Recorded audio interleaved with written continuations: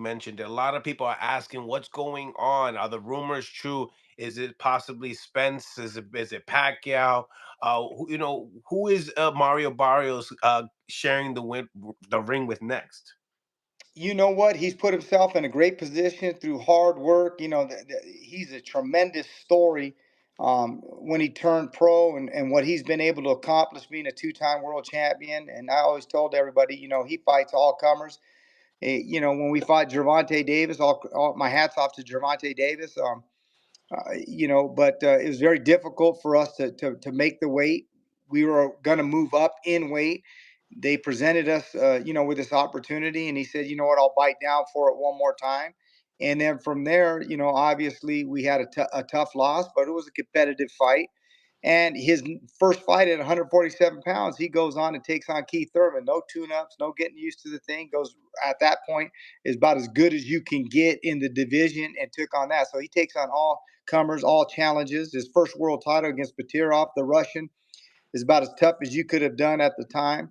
And so I think he's earned the right now to be in the biggest, best possible fights. And now it's going to be up to Al Heyman and Louis DeCubas Jr. on what they see is best and fit for his career, whether that's Pacquiao, Spence, if that's a unification with Boots Ennis. That'll be up to them. But I do know one thing about Mario Barrios: whatever they present him with, he will not. He won't turn it down. He'll leave it to them to make the decisions. There's a saying in the sport, and I learned a long time ago from my cousin: let the promoters promote, let the managers manage, and let the coaches coach, and let the fighters fight.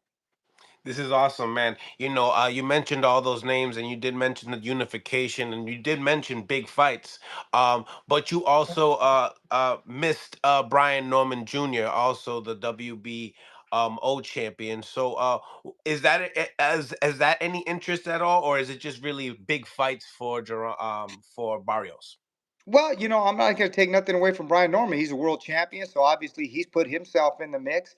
And again, that's up to Louis DeCubas Jr. and Al Heyman. And like I said about Mario Barrios, he doesn't pick and choose. Your first fight at 147 pounds. Remember, he turned pro as a 122 pounder. People forget that, Hmm. right? Turned pro as a 122 pounder, and now Right. he's a world champion at 147 pounds. And if that was Brian Norman, that's fine. Whoever they decide and deem to put us in with.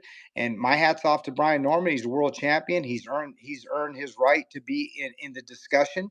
But at the end of the day, that's what you have promoters for, managers for, and they'll be the ones that'll probably make that decision. But like I said, Mario Barrios has never picked and choose, and he's proven that over his career. Look at the guys he's fought. Look at his resume.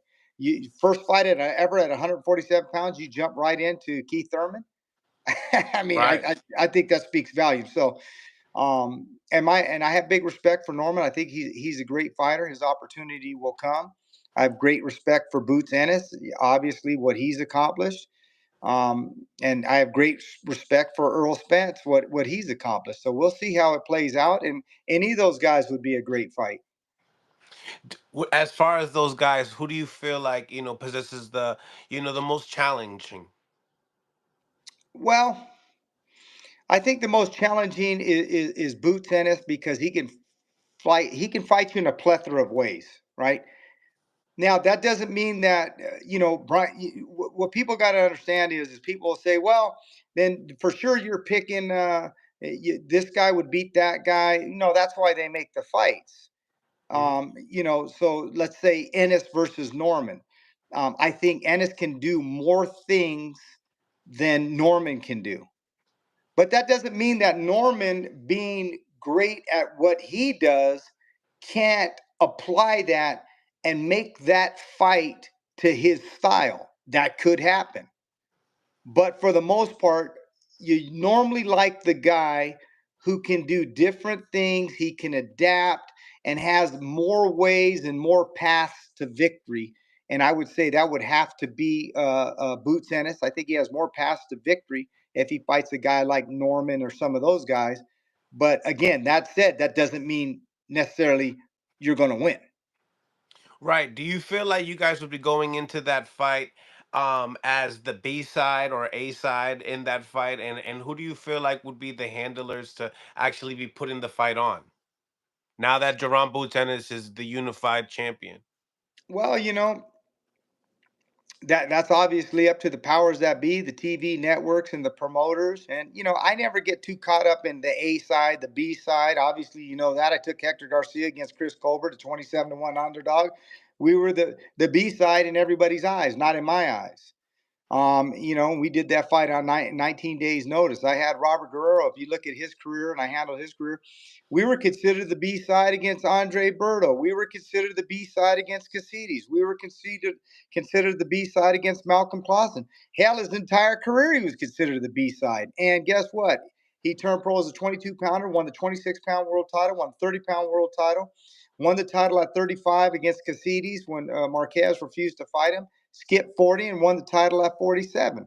And so, I don't get too caught up in the B side, the A side. At the end of the day, the best man's going to win. Whose name gets called first, last? If you get too caught up into that, you know, um, I don't think you're worth a grain of salt as a head coach or as a manager.